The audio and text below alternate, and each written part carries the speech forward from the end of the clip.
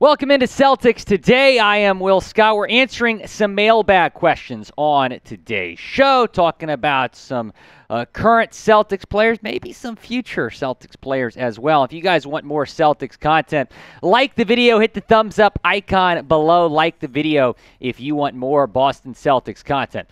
Bryson Burden saying, could you see the Celtics potentially filling out that last roster spot with a G-League player just for the remainder of the season to give our stars some rest? Yeah, that's a good question. I think that when you're looking at the Celtics' last roster spot, you have to consider J.D. Davison and Mfiondu Kabengele. Now, they don't currently count on the roster spots because they're currently on two-way contracts. And I like both of these guys. I think J.D. Davison, the second-round pick out of Alabama, certainly has a lot of potential. And then Mfiondu Kabengele as well. He was arguably the Celtics Summer League MVP. He's been playing well in Maine.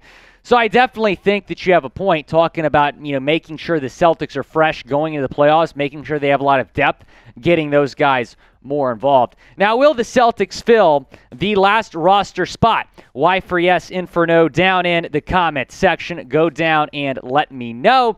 I think yes. I don't know who they're going to sign. I don't know if they're going to sign Davison or Kabengele, elevating them from a two-way. But Carmelo Anthony, I'm still gonna throw his name out there as a potential Celtics target. I really like Carmelo Anthony, man.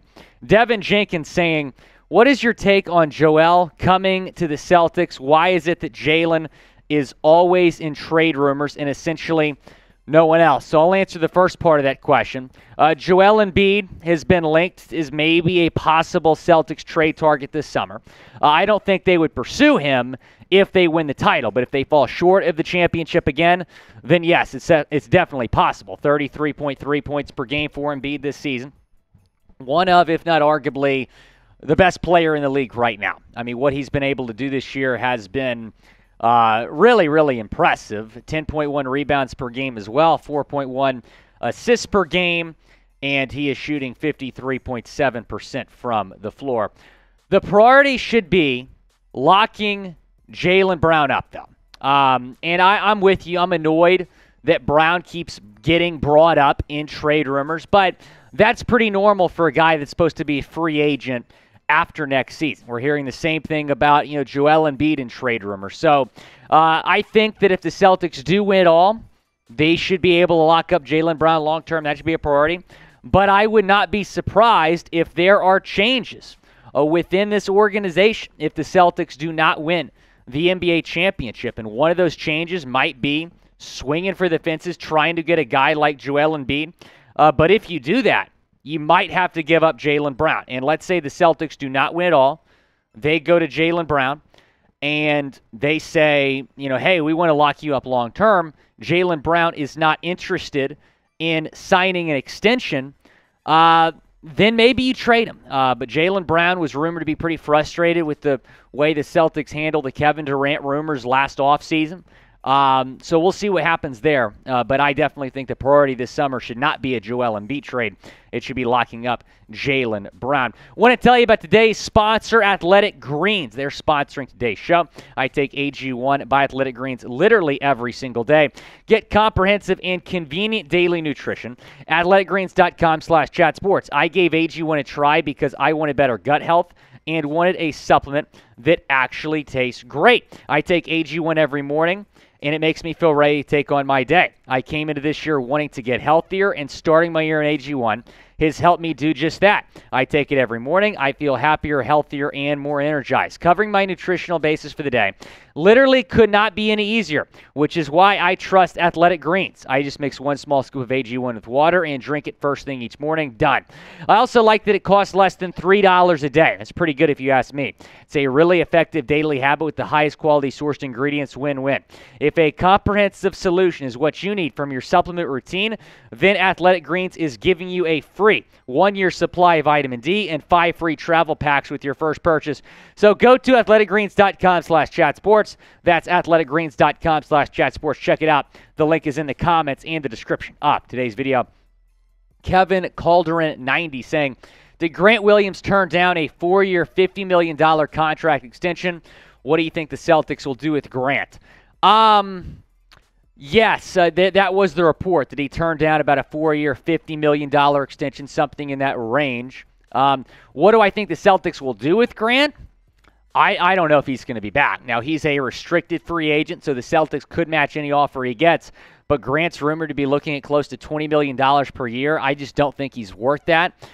His play recently would not support him getting that much money. Of course, he missed those free throws at the end against Cleveland, which cost the Celtics the win the other night. So it depends on how the Celtics finish the season. If the Celtics, finish the season on a high note, winning the championship, and Grant plays a big part in that, then yeah, they might lock him up. But if Grant Williams does not play a big role down the stretch and he wants $20 million a year, I think he's gone. Now, will the Celtics bring back Grant Williams? Type B for bring back or type D for don't. Down in the comment section, go down and let me know what you think. Joe Sesh saying, how much do you think Grant Williams' contract is going to be next season? Would Boston consider a sign and trade for him? Yeah, I think it's possible. That's the good thing about having a restricted free agent, a tag on him, if you will. The fact that you could say, okay, let's do a sign and trade with maybe Miami, a team that has been linked to him before. I think he's going to get about $15 million per year. I don't think he's going to get more than that. I don't even know if I would pay him $15 million per year. If you're all about the C's, subscribe, because we're going to have you covered with Boston Celtics news and rumors. We're a year-round channel. I think a lot of Celtics YouTube channels are just active during the season or just active during free agency or the trade deadline. We're trying to get you guys multiple Celtics videos each and every single week. So subscribe if you're all about the C's. We're trying to become the #1 Boston Celtics YouTube channel. And when you're talking about the Celtics, they're in an interesting spot right now. 2 games back of Milwaukee in the Eastern Conference. They have a big game in Atlanta tomorrow night. We're going to do a brief preview of that game. The Celtics coming in with a 45-21 record. Now, the Hawks play tonight, so the spread has not been officially released, but it's looking like the Celtics might be a 5-point favorite there with the Hawks plus 170 money line. Taking a look at the Celtics' last 5 games, they beat the Cavs 117-113. Lost to the Nets, lost to the Knicks, lost to the Cavs. So that was a really tough stretch for the Celtics team. They're up big in Brooklyn, or against Brooklyn. They don't win that game. Losing to the Knicks in 2 overtimes. Losing the Cavs in overtime. Grant Williams missing 2 free throws at the end. And then the Blazers, they were able to bounce back against the Blazers.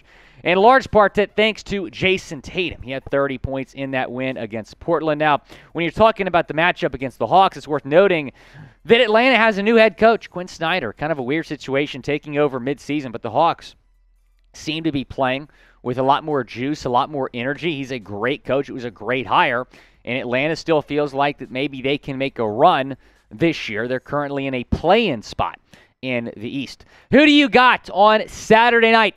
Type BOS or ATL down in the comments section. Again, the Hawks play tonight, so they're going to be coming off a back-to-back, which certainly makes me favor the Celtics in this one. Be sure to subscribe if you love the Boston Celtics.